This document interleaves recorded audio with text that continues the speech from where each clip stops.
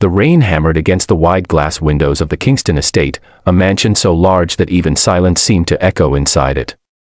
Ethan Kingston, a young millionaire CEO known for his cold discipline and strict perfectionism, walked through the marble hallway with his usual unreadable expression. His employees feared him, his board respected him, and the world admired his brilliance, but inside his home he lived with a loneliness he never admitted. Ever since his wife passed away 2 years ago, leaving him with their infant son Noah, he had built walls so tall that even those who tried to help him couldn't reach his humanity. The only person hired to care for baby Noah was Lily Hart, a 22-year-old nanny who had come from a small town with nothing but a backpack, a kind heart, and desperate determination after losing her mother and being thrown out by relatives who didn't want to raise another burden. Lily wasn't perfect, she was soft-spoken, inexperienced, and always tired because she worked double shifts just to afford her rented room, but Noah loved her in a way no one else could understand.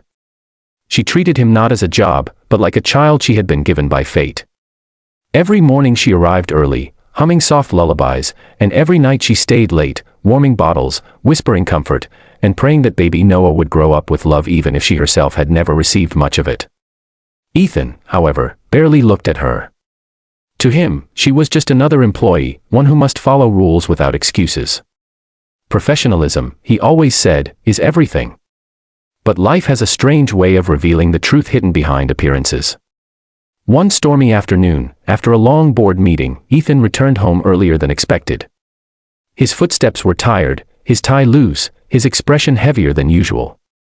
He hadn't slept well in months, work had consumed him, stress had hardened him, and he hardly spent time with his son except for quick morning glances and photos Lily sent him during the day. He pushed open the nursery door, quietly, as he always did, expecting to see Lily standing by the crib or rocking Noah in her arms. But instead, he froze in place. Lily was sitting beside the crib, her head resting on her folded arms right next to baby Noah, her breathing soft and rhythmic. She had fallen asleep accidentally, clearly too exhausted to stay awake. Noah was standing inside the crib, tiny fingers touching her arm, looking at her with innocent curiosity, as if wondering why his nanny, his safe place, had suddenly become still. Ethan's first reaction was shock, his jaw tightened, his heart pounded, his mind screaming that this was unprofessional, irresponsible, unacceptable. A millionaire father like him was used to everything being perfect, controlled, flawless. And here was his nanny, sleeping on the job. His first instinct was to shout, to fire her on the spot, to tell her how dangerous it was to fall asleep while watching a child. But something stopped him. Something he hadn't felt in years. He stepped closer. Slowly.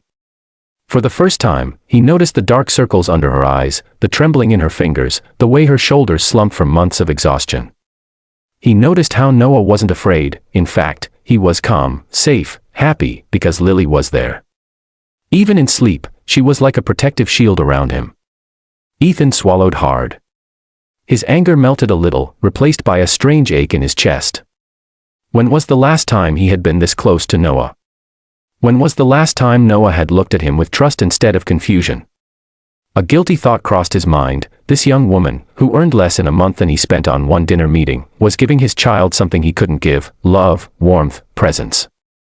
Lily stirred suddenly, her eyes fluttering open, realizing she had fallen asleep.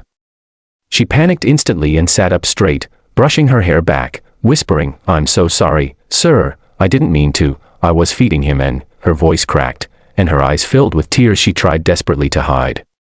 Ethan held up a hand, not in anger, but in a way that surprised even himself. "Lily, when was the last time you slept properly?" She froze, confused. No employer had ever asked her that. She whispered, 2, maybe 3 hours last night, sir. I had a late shift at the cafe after I left here. Rent went up again. I'm sorry. I didn't mean to fall asleep. Please don't fire me. Noah needs someone," and her voice broke completely. She bowed her head, ashamed. Ethan felt something twist deep inside his chest. He looked at Noah, who stretched his tiny arms toward Lily, not him. The moment hit him harder than any business failure ever had. He knelt down beside the crib, a millionaire CEO kneeling on a nursery floor, and gently lifted Noah into his arms. The baby looked at him with surprise, then curiosity, then slowly touched Ethan's face, as if seeing his father properly for the first time. Ethan's eyes softened. He whispered, "You're doing more for my son than I ever have." Lily blinked, stunned. Noah giggled softly, tapping Ethan's tie. The room felt warmer somehow, lighter, filled with something Ethan hadn't felt since his wife died, love, fragile but real. He looked at Lily again, but this time not as a boss looking at an employee. He saw her as a human being, a young woman trying her best, sacrificing sleep, health, and comfort to care for his child. A kindness he had never paid attention to. He took a deep breath. "Lily, you're not fired." Her eyes widened. "But sir, you're staying," he said gently. "But things are going to change around here. For you. For Noah. And for me." She stared at him speechless. For the first time, Ethan Kingston smiled, not the polite business smile he used for meetings, but a real, tired, genuine smile. And that moment became the beginning of a change no one in the mansion expected, a change that would soon shock everyone who thought they knew the cold-hearted millionaire. This moment, this accidental nap beside the baby, would become the turning point of a story that would transform 3 lives forever. And if you want to know what happened next, make sure you subscribe, because Chapter 2 will reveal the twist that changed everything.